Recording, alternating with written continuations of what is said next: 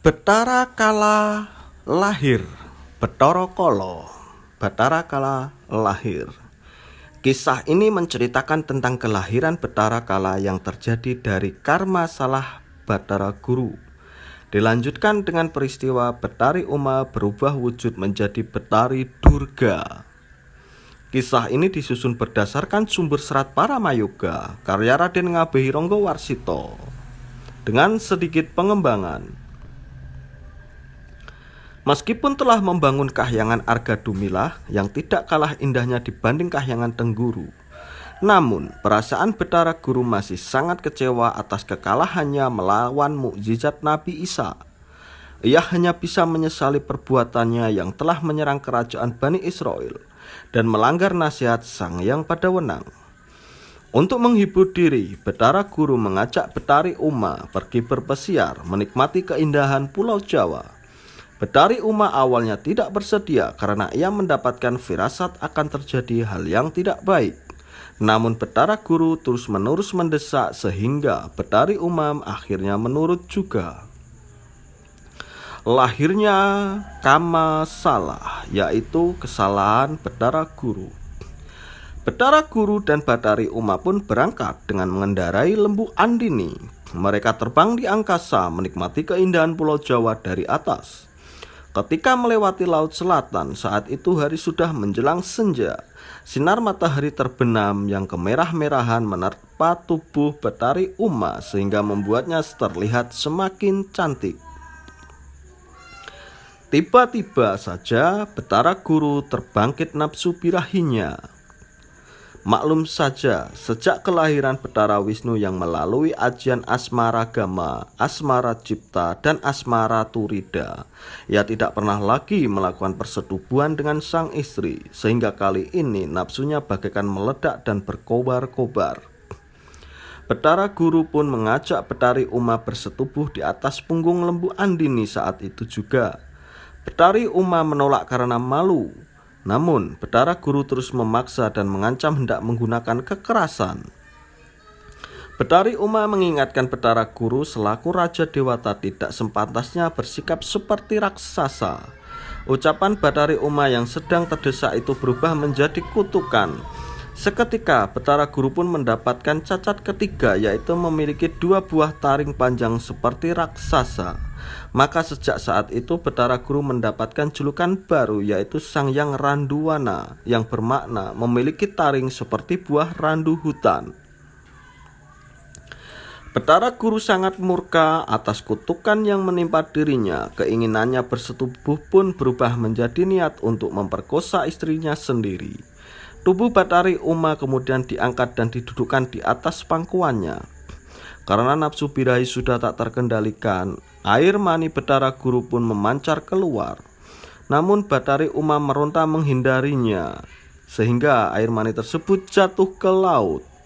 Tiba-tiba saja air laut yang terkena tumpahan air mani sang Raja Dewata langsung mendidih dan mengepulkan asap.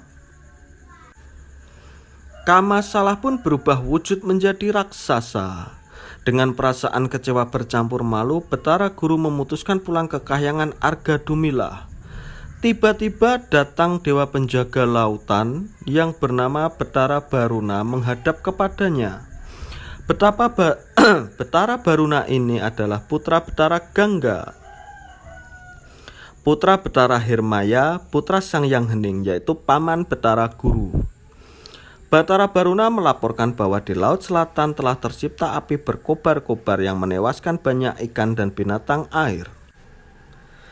Betara Baruna mengaku kesulitan memadamkan api tersebut karena semakin dipadamkan justru semakin bertambah besar. Kedatangannya ke kahyangan Arga Dumilah ini adalah untuk memohon bantuan kepada Betara Guru supaya turun tangan menyelamatkan segenap binatang laut. Betara Guru paham bahwa api tersebut sesungguhnya berasal dari karma salah, yaitu luapan nafsu birahi salah tempat yang tadi tumpah dan membuat air laut mendidih. Rupanya gelembung kama salah tersebut kini telah berkembang dan tumbuh menjadi api yang berkobar-kobar. Betara Guru lalu memerintahkan Betara Sambu supaya memimpin para adik dan para sepupu untuk memadamkan kobaran kama salah tersebut.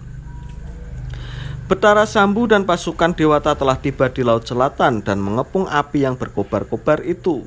Mereka lantas mengerahkan segala cara untuk memadamkan api Kamasalah. Namun bukannya padam, api tersebut justru berkobar semakin besar. Para dewa lantas melemparkan berbagai senjata pusaka ke dalam kobaran api. Namun secara ajaib, api itu justru berubah wujud menjadi raksasa mengerikan. Semakin para dewa menghujani dengan senjata, raksasa itu justru semakin bertambah besar dan kuat. Raksasa Kamasalah itu lalu mengamuk melakukan serangan balasan. Para dewa pun kocar-kacir dibuatnya.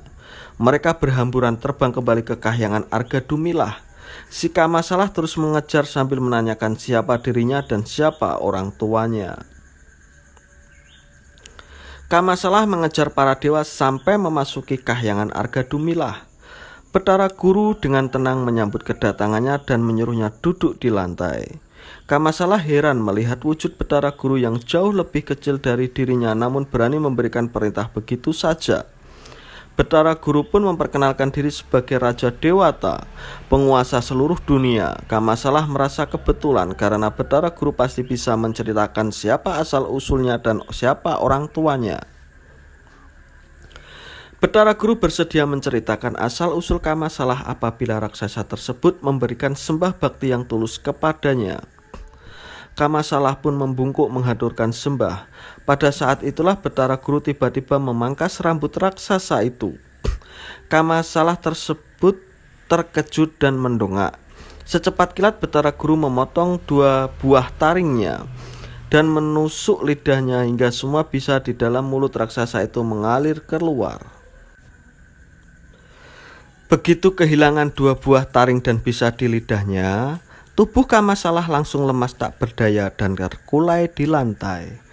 Betara Guru kemudian memperkenalkan dirinya sebagai ayah dari Kamasalah. Sejak hari itu Kamasalah diakuinya sebagai putra dan diberi nama Betara Kala karena lahir pada saat senja kala.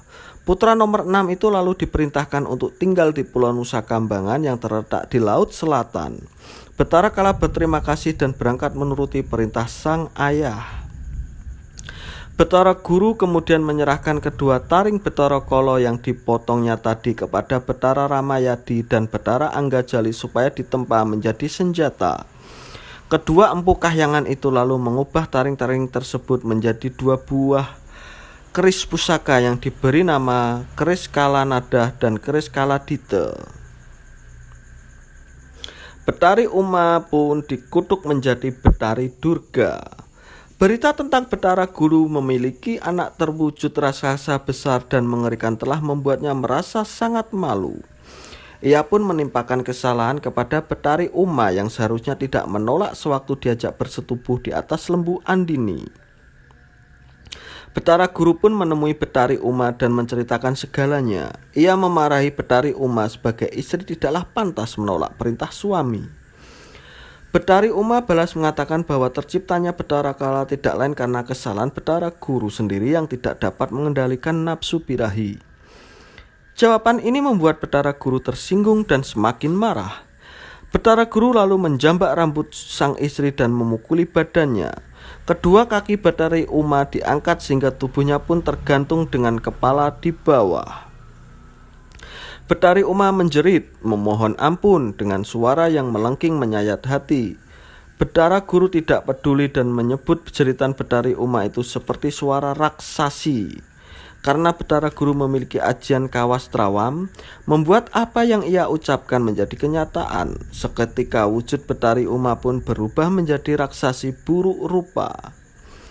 Betara Guru menyesali kutukannya, namun semua sudah terlambat. Sejak saat itu Betari Uma diganti namanya menjadi Betari Durga dan diperintahkan untuk tinggal di hutan sentra Gandamayit, memimpin para hantu dan siluman. Kelak ia akan berubah cantik kembali jika diruat oleh seorang yang paling muda dari 5 bersaudara Pandawa. Betari Uma yang telah berganti nama menjadi Betari Durga itu pun menerima keputusan sang suami dengan perasaan sedih. Ia lalu berangkat meninggalkan kahyangan Argadumilah dan pergi ke hutan sentra Gandamayit untuk membangun kahyangan pribadi di sana.